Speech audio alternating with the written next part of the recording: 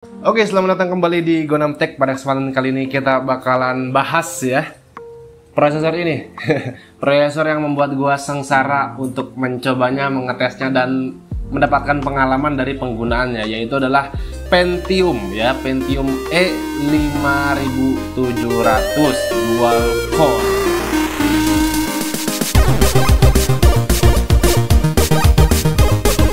Ini mungkin pengganti dari Ngopidul, karena memang kenapa alasan gua jarang bikin Ngopidul tentang prosesor yang cuma 2 core 2 thread, karena memang ya sebegitu painful untuk mengambil experience-nya, apalagi di sekarang. Langsung aja kita bahas. Ya, jadi sedikit cerita, kemarin itu gua dapat prosesor ini masih nempel, yaitu adalah Pentium E5700 dual core, yang mana emang ini dulu prosesor yang lumayan oke. Punya speed 3 GHz. Belum gua lepas. Jadi memang pengalaman gua kira-kira 2 mingguan pakai prosesor ini di PC yang belakang ya. Ini juga sama Elgato 775 yang begitu painful ya, begitu painful. Ya, kita akan coba bahas seperti Ngopidul ya kan. Nah, jadi mungkin ini karena videonya nggak pakai script, jadi ya kita sambil ngobrol-ngobrol aja. Jadi sedikit cerita, ini gue prosesor ini gue pakai sekitaran, gue udah sebutkan 3 minggu dan gue udah sebutkan 2 minggu, dan kurang lebih memang ya bener-bener capek gitu pakai prosesor ini. Memang kalau penggunaan kalian casual, ini kalian bisa andalkan ya. Oke, tapi seperti biasa, seperti Ngopidul, kita bahas spesifikasinya terlebih dahulu ya. Di sini adalah Pentium E5700 ya, litografinya 45 nanometer, core-nya itu 2, frekuensinya itu 3 ya, 3 GHz. Dan case-nya ini 2 MB, oke, kecepatan busnya itu 800 MHz dan TDP-nya 65 watt ya. Jadi ini lumayan tinggi ya TDP-nya. Kalau kita bandingkan dengan prosesor sekarang, ini 65 watt dengan performa yang selelet ini, itu sangat menghabiskan listrik gitu kan. Oke, tapi mengingat ini harga prosesornya ya itu murah ya, murah. Kalian bisa dapatkan prosesor ini dengan tanpa harga ya. Sebenarnya nggak ada harganya, siapa juga yang mau beli prosesor ini, cuma di marketplace ada yang harganya 15 ribuan. Kalau gua kemarin beli sepaket itu dapat prosesor ini, prosesor penyiksa ini, dapat motherboardnya dan dapat RAM-nya 4 GB 2 tambah 2, itu kurang lebih 100 ribu ya, 95 ribu udah dapat semuanya. Jadi ya sekalian aja gua bahas review. Nah, nggak review juga ya, kita bahas karena emang susah untuk di review. Nah, sedikit cerita, jadi saat gua review ini, gua coba review, gua kan punya RAM ya, RAM satu batang nih 4 GB ya, RAM 4 GB. Ini udah gue coba pakai ya, biar paling tidak konfigurasinya itu 6 GB kan, bukan 4 GB 6 GB, karena memang 6 GB mungkin nanti bisa sedikit membantu di aplikasi-aplikasi yang lebih berat atau mungkin game. Dan ternyata kalau gue upgrade pakai 4 GB ini, kadang booting kadang enggak, kadang booting kadang enggak, lebih sering enggak booting, jadi lebih sering nggak nyala gitu kalau gue pakai RAM ini. Akhirnya saat gue kembalikan ke 4 GB ya, 2 tambah 2, itu RAM-nya nyala ya. Emang ngeselin. Jadi akhirnya ya daripada PC gue nggak nyala-nyala terus, akhirnya gue cabut colok. Akhirnya gue nggak pakai RAM yang 4 GB, nggak pakai RAM yang satu batang 4 GB ya. Gue pakai yang 4 GB 2 tambah 2 yang painful ya. Dan juga gue menggunakan Windows 11 ya. Ini luar biasa, walaupun ini prosesor lelet, lemot parah, cuma ternyata Windows 11 masih bisa. Caranya gampang banget bagi kalian yang mau install Windows 11, itu TPM-nya dimatikan dan bypass segala macamnya dimatikan. Jadi dinyalakan bypassnya, jadi install itu seakan-akan ya tembus aja gitu Windows 11. Nah, berbicara tentang prosesor jadul, kayaknya semakin kesini prosesor jadul ini semakin tidak menarik ya. Semakin tidak menarik. Dalam artian apa? Bukan dalam artian performa ya. Bukan dalam artian performa. Karena kenapa? Karena kalau dalam artian performa, sebenarnya core tuh kuat ya, core tuh kuat dari Elgato 775 itu memiliki performa yang masih bisa dipertimbangkan. Bahkan prosesor buruk ini pun si E5700 itu masih bisa dipertimbangkan. Tetapi kenapa prosesor jadul itu semakin tidak, katakanlah PC jadul ya, semakin tidak menarik? Yang pertama, mungkin khusus untuk ini prosesor ini gue coba CSGO ya, bukan CSGO, CS Counter Strike 2 itu nggak mau jalan karena membutuhkan konstruksi SSE 4.2 yang mana dia nggak punya, sehingga gue nggak bisa itu jalanin CS ya. Padahal gue download capek-capek ya kan. Dan yang selanjutnya, saat gue coba kan ada yang komen, bang coba buat Valorant. Akhirnya gue coba install Valorant dan pengen gue coba. Akhirnya ini prosesor harusnya bisa, karena secara kekuatannya paling nggak dapat 10 fps, 15 fps gitu kan. Ternyata nggak bisa karena apa? Karena dia nggak ada TPM 2.0, yang mana memang generasi selanjutnya juga nggak ada TPM 2.0. Gue nyari bypassnya ya sulit ya, gue udah coba ternyata nggak bisa juga.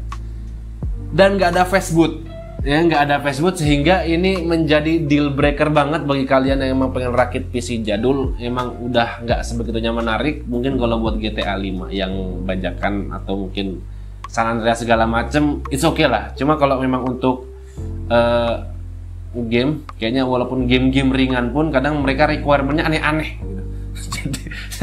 jadi nggak menarik. Akhirnya gue coba tes pakai beberapa game yang emang gamenya bukan game sekarang, game dulu. Karena gue coba Horizon Zero Dawn nggak mau ngeload, coba game-game Red Dead Redemption nggak mau ngeload ya sejenis-jenis itu nggak mau ngeload. Akhirnya ya mau tidak mau gue loadnya game yang pada zamannya ya, walaupun sebenarnya bukan pada zamannya. Yang pertama adalah Call of Duty ya, Call of Duty.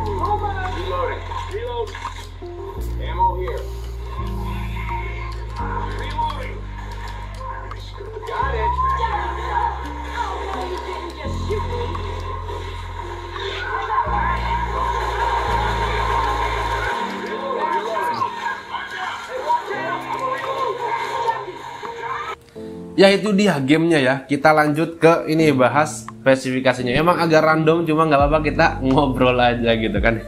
Ini bukan review ya. Jadi karena kalau gue review, aduh, bahannya oke, mungkin biar agak menarik gue kasih hasil benchmarknya. Ini ada Cinebench, kalian bisa lihat skornya.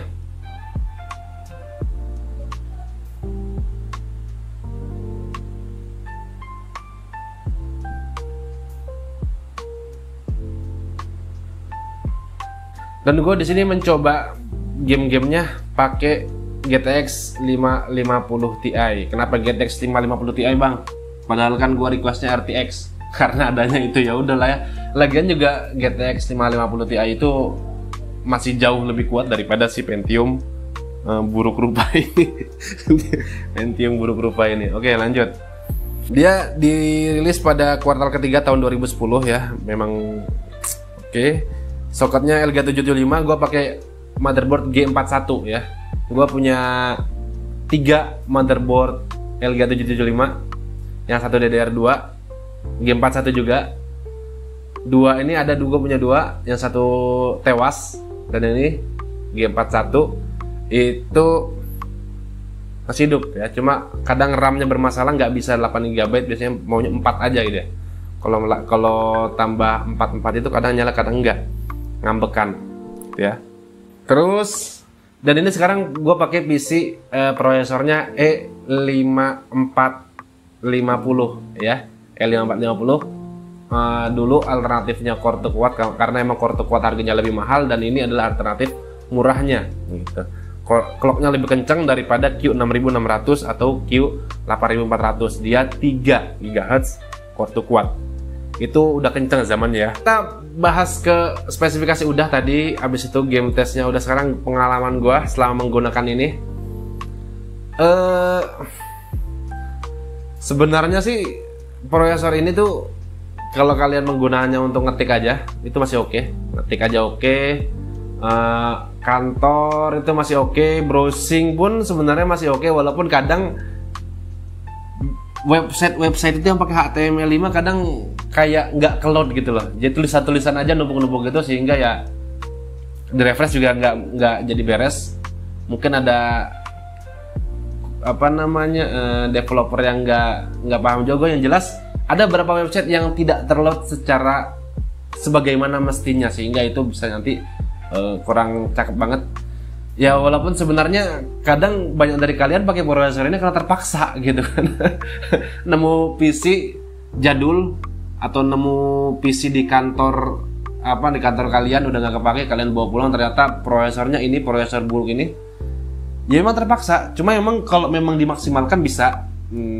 Tidak maksimal, cuma bisa. Tadi bisa juga buat browsing, nonton YouTube ya kan. Nonton YouTube itu masih bisa, karena memang gue juga nonton YouTube dengan resolusi ya menyesuaikan lah. Kalau 1080p masih bisa ya, tapi pakai VGA card gitu kan. Kalau nggak pakai VGA card, pakai onboard, gue belum coba karena pakai VGA card aja udah painful, apalagi pakai onboard. Gue udah karena emang hitung-hitung ada kerjaan yang gue kerjakan di luar dari ini, dan juga harus ngerjain ini, itu bener-bener sakan dada gitu kan. Sorry ya, malah jadi curhat. Apalagi untuk edit video, untuk edit foto, jangan siksa diri kalian. Mending beli prosesor Core 2 Quad, yaitu masih lebih better. Dan juga untuk CapCut itu quad-core masih lebih better lah daripada kalian pakai dual core ini. Nanti ke depan juga bakal gua bahas Core 2 Duo ya, kayaknya sama painfulnya. Gue yakin sama painfulnya, cuma ya kalau kalian mau gue bahas nih Core 2 Duo, tulis di kolom komentar ya. Oke, itu pengalaman gue. Yang jelas itu mulai kelihatan gak menariknya PC-PC jadul terlihat dari para developer aplikasi software itu yang udah mulai meninggalkan dan harus requirement-nya itu teknologi-teknologi baru ya, kayak TPM lah, Quick Boot, Fast Boot. Walaupun sebenarnya Fast Boot itu adalah fitur lama ya kan, cuma untuk Elgato 775 kadang nggak semua motherboardnya ada Fast Boot-nya. Atau mungkin nanti ada beberapa yang butuh ini kan MBR ya, ada yang butuh GPT gitu kan, segala macam itu yang memang di prosesor jadul tuh nggak bisa UEFI gitu kan, itu pakai legacy, jadinya nggak asik gitu loh, kurang asik. Cuma kalau memang nggak semua software itu nanti seperti itu, cuma kadang ya mungkin kebetulan aja yang mau gua tes ini semuanya merequirement itu gitu ya. Dan game-game juga banyak yang nggak mau ngeload, mungkin karena tahu ini prosesor busuk ya, jadi akhirnya nggak mau ngeload. Sorry. Apalagi ya itu dia sih. Mungkin bentuk ngopi dulu jadi seperti ini. Gue bener-bener nyoba barangnya kan. Kalau dulu gue nyomot gue jadiin video, sekarang harus bener-bener gue coba nih barangnya gitu kan, biar langsung merasakan seberapa painful ya. Walaupun sebenarnya nggak gue coba juga gue udah tahu gitu bakal painful, cuma ya udahlah kita coba.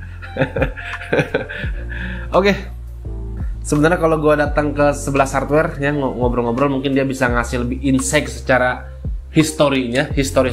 Kalau gue mungkin lebih ke bagaimana sih prosesor ini dipakai sekarang ya. Mungkin beda pengambilan, mungkin sebenarnya bisa kali kolaborasi dengan 11 hardware atau mungkin beberapa YouTuber lain yang bahas PC jadul. Ya itu dia. Terima kasih sudah menonton Gonam Tech sampai habis. Gak seru ya? Ya emang gak seru karena gue yang jelas ini prosesor, kalau kalian punya dan pengen manfaatin ya sebenarnya banyak-banyak sabar aja. Karena ya keadaan yang memaksa kalian untuk sabar. Tapi gue sebenarnya nggak bisa bilang prosesor ini buruk banget, enggak, karena ngapain gue ngomong, karena emang ini udah buruk ya. Tapi pada zamannya mungkin ini worth it ya. Pada zaman tahun 2010 itu keluar karena orang nggak bisa beli kartu kuat, harganya mahal, berjuta-juta, ya mungkin ini alternatifnya. Buktinya masih bisa main Call of Duty, ya. Main apa sih namanya? Ya game-game pada zaman itu ya, bahkan beberapa tahun ke depannya dia masih bisa. Ya itu dia pembahasan kita tentang prosesor yang paling mantap, paling keren, paling kece, paling... Terima kasih sudah nonton Gonam Tech. See you next time. What's up?